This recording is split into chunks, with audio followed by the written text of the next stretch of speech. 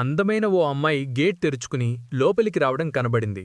లంగవోణిలో అచ్చం బాపు బొమ్మలా ఉంది. ఇండోనేషియా బాలీ అమ్మాయిల అందం గురించి విన్నాను. ఇప్పుడు ప్రత్యక్షంగా చూస్తున్నాను. ముందు తలుపు తెరిచే ఉండడం వల్ల ఆ అమ్మాయి నేరుగా ఇంట్లోకే వస్తోంది. అతయ్య, ఎవడో వచ్చారు చూడు అన్నాను గట్టిగా. ఆ అమ్మాయి నా దగ్గరకే వచ్చి, బాగున్నావా బావా? ఎప్పుడొచ్చావు? అత్తయ్య, మావయ్య ఎలా ఉన్నారు అని అడిగింది. నేను నోరెళ్లబెట్టి ఆ అమ్మాయి వంకే చూస్తున్నాను. అదేంటి బావా అలా చూస్తున్నావు అంటోంది ఆ అమ్మాయి చనువుగా నా భుజం పట్టుకుని కుదుపుతూ. అత్తయ్య బయటకొచ్చి కాఫీ కప్ నా చేతిలో పెట్టి నవ్వుతూ, ఎవరనుకున్నావురా, నా కూతురు రాగిని అంది.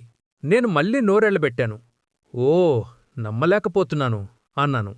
ఎందుకు బావా అంది మళ్ళీ నన్ను కుదిపేస్తూ.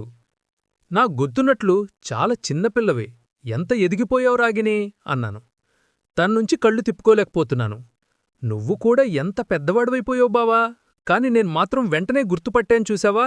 మొత్తానికి మమ్మల్ని చూడ్డానికొచ్చావు, అదే సంతోషం అంది కళ్ళు గుండ్రంగా తిప్పుతూ.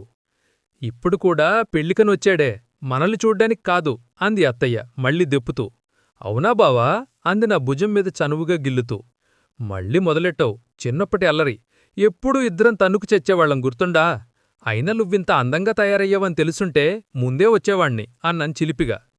రాగిణి బొగ్గలు కెంపులయ్యాయి. రాగిణి ఇచ్చిన టీ తాగి మా ఇంటికి వెళ్ళిపోయాను. రాత్రి 9ంటికి నాన్న వచ్చాక అమ్మ భోజనానికి లేపింది. భోజనాలు చేస్తూ చెప్పాను.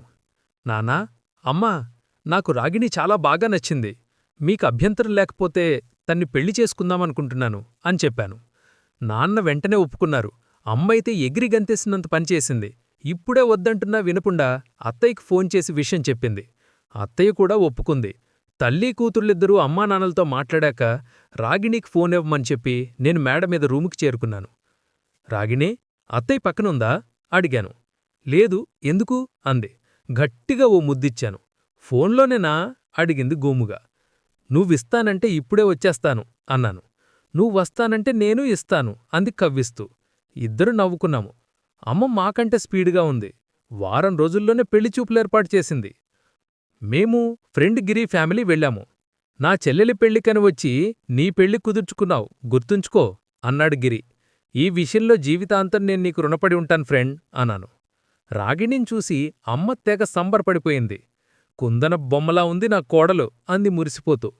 పెళ్లిచూపులకని వచ్చి తాంబూలాలు పుచ్చుకునే కార్యక్రమం కూడా ముగించేసింది అమ్మ. ఒంటరిగా దొరగ్గానే రాగిణిని కౌగిల్లోకి లాక్కున్నాను. వదులు బావా, ఎవరైనా వస్తారు అంది విడిపించుకునే ప్రయత్నం చేయకుండానే.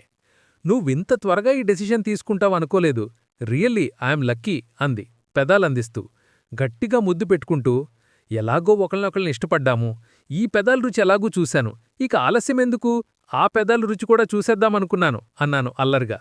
అర్థం కానట్లు నా వంక చూసింది. ఇవి ఈ నిలువు పెదాలు అన్నాను చేతిని కిందకు పోనిచ్చి తన తొడల మధ్య గట్టిగా ఒత్తుతూ. తన మొహం ఒక్కసారి ఎర్రగా కందిపోయింది.